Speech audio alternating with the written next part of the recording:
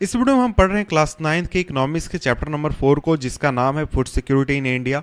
और यह video number 4 इस चैप्टर का। इसके पहले 3 वीडियोस की हैं मैंने इस चैप्टर के ऊपर, तो अगर आपने उन वीडियोस को नहीं देखा तो नीचे डिस्क्रिप्शन में लिंक है जहां से आप सारे वीडियोस इस चैप्टर के देख सकते हैं।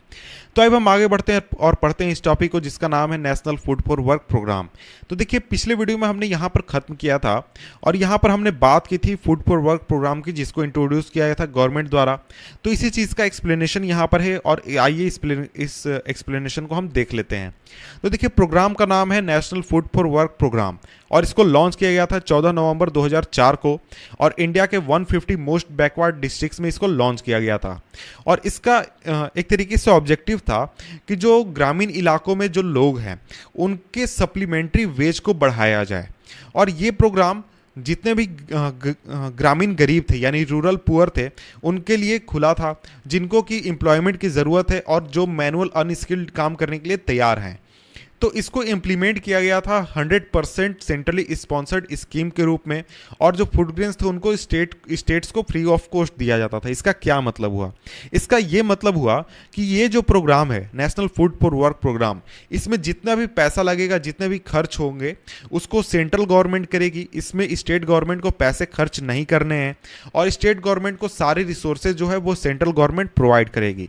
और इस प्रोग्राम में जो कलेक्टर है वो नोडल ऑफिसर है डिस्ट्रिक्ट लेवल पर, और उसके ऊपर जिम्मेदारी है कि वो इस पूरे चीज़ का प्लानिंग करे, इम्प्लीमेंटेशन करे, कोऑर्डिनेशन करे, मॉनिटरिंग करे, सुपरविजन करे, सारी चीज़ें उसी को करनी है। और अगर 2004-05 की अगर हम बात करें तो करीब 2000 करोड़ अलॉट किए गए थे प्रोग्राम के लिए, और इसके अलावा करीब 20 लाख टन अनाज को अलॉट किया गया था। इसके बाद आइए हम आ जाते हैं नेक्स्ट टॉपिक में, जिसका नाम है current status of public distribution system. तो देखिए, जो पब्लिक डिस्ट्रीब्यूशन सिस्टम है या फिर पीडीएस सिस्टम है, ये सबसे इंपॉर्टेंट स्टेप रहा है या फिर सबसे इंपॉर्टेंट हथियार रहा है जिसने फूड सिक्योरिटी को इंश्योर करने में हेल्प किया है इंडियन गवर्नमेंट को। और शुरुआत में अगर हम बात करें पीडीएस सिस्टम की, जो पीडीएस सिस्टम था वो यूनिवर्सल था। इसका मतलब ये है कि गरीब अमीर कोई भी सोसाइटी का कोई भी आदमी जाकर इस पीडीएस सिस्टम से सामान खरीद सकता है, पीडीएस दुकान से सामान खरीद सकता है, और वहां पर गरीब या फिर अमीर इस तरीके की कोई बात नहीं होती थी। और आगे के कुछ सालों में जब ये देखा गया कि इसका इम्प्लीमेंटेशन जो है वो उतना सटीक नहीं है, उतना सही नहीं है, तो इसके पॉलिसी में चेंजेस किए गए और इसको ज़्यादा एफिशिएंट और ज़्यादा टारगेटेड बनाने की कोशिश की गई। और 1992 में रिवैम्प्ड पब्लिक डिस्ट्रीब्यूशन सिस्टम यानी कि इस पीडीएस सिस्टम का एक नया वर्जन हम कह सकते हैं, या फिर उसमें कुछ चेंजेस करके लाया गया और इसको करीब 1700 ब्लॉक्स में इंट्रोड्यूस किया गया इंडिया में। और इस पूरे आरपीडीएस का टारगेट ये था कि जो पीडीएस है उसको रिमोट और बैकवर्ड एरियाज़ में भी पहुंचाया जाए और इस पीडीएस सिस्टम का लाभ सभी लोग बैकवर्ड एरियाज़ में भी उठा सकें। और इसके बाद जून 1997 से एक नया वर्जन, एक नए अटेम्प्ट में टारगेटेड पब्लिक डिस्ट्रीब्यूशन सिस्टम यानी टीपीडीएस को लाया गया। और इसका एक तरीके से प्रिंसिपल था कि जो पुअर इन ऑल एरियाज यानी सभी एरियाज में गरीब लोग हैं उनको एक तरीके से टारगेट किया जाए। और इस समय ये पहली बार था, यानी इस टीपीडीएस के साथ पहली बार ये हुआ कि जो गरीब आदमी है और एक अमीर आदमी है, यानी पॉवर्टी लाइन के नीचे का व्यक्ति और पॉवर्टी लाइन के ऊपर का व्यक्ति, इन दोनों के लिए अलग अलग प्राइसेस तय किए गए। यानी अगर बीपीएल कोई आदमी जाता है तो उसको 2 रुपए में चावल मिलेगा, और अगर कोई एपीएल जाता है यानी पॉवर्टी लाइन के एबव का कोई व्यक्ति जाता है तो उसको 4 रुपए मिलेगा। इस तरीके की जो पॉलिसी थी वो पहली बार इस टीपीडीएस के साथ लाई गई। और इसके बाद अगर हम 2000 ईस्वी की बात करें तो 2000 में 2 स्पेशल स्कीम्स लाए गए, जिनका नाम है अंत्योदय अन्न योजना और दूसरा अन्नपूर्णा स्कीम। और इन दोनों प्रोग्राम्स के स्पेशल टारगेट ग्रुप्स थे, ग्रुप्स हैं। तो देखिए, अंत्योदय अन्न योजना जो है वो टारगेट करती है पुअरेस्ट और पुअर सेक्शन को, और जो अन्नपूर्णा स्कीम है वो टारगेट करती है इंडिजेंट सीनियर सिटीजन्स को। और ये जो फंक्शनिंग है इन दोनों स्कीम का, इसको लिंक कर दिया गया एग्जिस्टिंग नेटवर्क ऑफ पीडीएस से। इसका मतलब ये हुआ कि इन दोनों स्कीम को यानी एएवाई अंत्योदय अन्न योजना को और अन्नपूर्णा स्कीम को, इसको लागू तो अलग से किया गया, लेकिन इसको कंप्लीट करने का, फुलफिल करने का या फिर लोगों तक इसका लाभ पहुंचाने की जो जिम्मेदारी थी उसको पुराने ही जो पीडीएस सिस्टम के नेटवर्क था उसी को दी गई।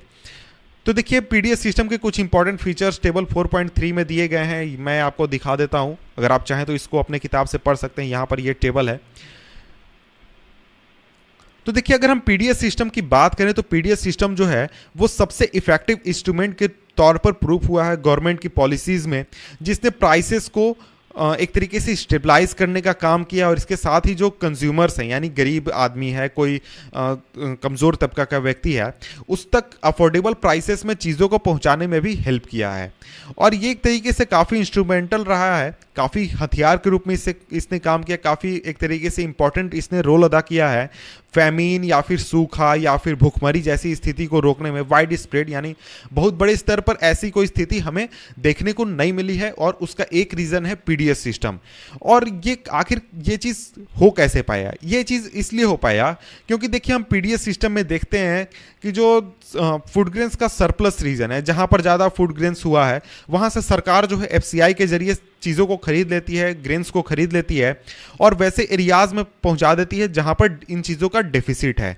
और इसके अलावा इन चीज़ों की वजह से जो प्राइसेस है उसको बार बार रिवीजन में रखा जाता है सरकार द्वारा, ताकि जो पुअर हाउस होल्ड है यानी जो गरीब आदमी है उसको एक तरीके से सही दाम पर चीज़ें मिल सकें और प्राइसेस किसी चीज़ की ज़्यादा ना हो।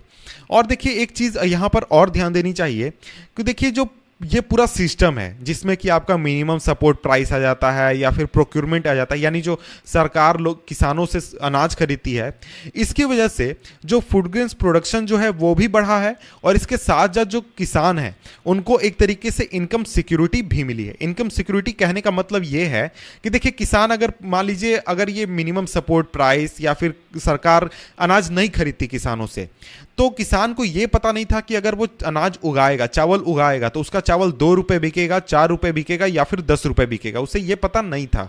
लेकिन सरकार जब इंटरफेयर करती है और सरकार मिनिमम सपोर्ट प्राइस तय करती है कि हाँ जी हम 10 रुपये मिनिमम आपको देंगे, तो उस समय जो किसान है वो एश्योर है कि अगर कोई मुझसे 10 रुपये नहीं खरीदेगा, मार्केट में कोई व्यापारी मुझसे 10 रुपये अगर नहीं खरीदेगा तो मैं 10 रुपये अपना चावल जाकर सरकार को बेच सकता हूँ। तो इस तरीके से जो ये पूरा सिस्टम है ये फार्मर्स को सिक्योरिटी भी प्रोवाइड करती है। तो देखिए एक चीज़ यहाँ पर ये ध्यान देनी चाहिए कि जो पब्लिक डिस्ट्रीब्यूशन सिस्टम है उसको कई बार काफ़ी कड़े क्रिटिसिज्म का भी सामना करना पड़ा है। उसका रीज़न ये है कि हम देखते हैं कि एफसीआई के जो गोडाउन्स है वो हमेशा भरे हुए रहते हैं ग्रेन से, और कई बार हम देखते हैं कि अनाज जो है वो सड़ भी जाता है, ख़राब भी हो जाता है। और उसके बावजूद हम देखते हैं कि कुछ इलाके हैं जहाँ पर लोग जो हैं वो भूखमरी से मर रहे हैं या फिर उन्हें भोजन नहीं मिलने पा रहा है। तो इस तरीके की स्थिति को देखकर बहुत सारे लोग जो हैं वो इस पूरे सिस्टम को क्रिटिसाइज करते हैं या फिर एफसीआई को क्रिटिसाइज करते हैं, पीडीएस सिस्टम को क्रिटिसाइज करते हैं।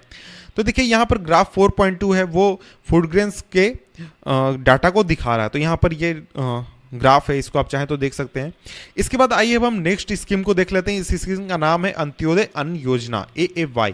तो देखिए AAY जो है इसको लॉन्च किया गया था दिसंबर 2000 ईस्वी में, और इस स्कीम के तहत करीब 1 करोड़ बीपीएल परिवार यानी जो बीपीएल फैमिलीज के जो पुअरेस्ट 1 करोड़ लोग थे उनको टारगेट किया गया या फिर उनको कवर करने की कोशिश की गई। और इसको टीपीडीएस जिसके बारे में ऊपर हमने बात की उस सिस्टम के तहत एक तरीके से टारगेट करने की कोशिश की गई थी। और जो पुअर फैमिलीज थे उनको आइडेंटिफाई किया गया था स्टेट रूरल डेवलपमेंट डिपार्टमेंट्स के जरिए और बीपीएल सर्वे के जरिए, यानी बीपीएल में देखा गया कि सबसे गरीब कौन है, इसको इस स्कीम में शामिल किया गया था।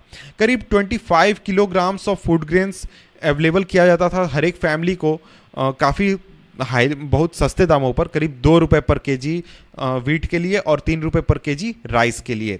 तो देखिए ये क्वांटिटी जो था इसको बाद में इन्हेंस कर दिया गया, 35 केजी कर दिया गया अप्रैल 2002 में।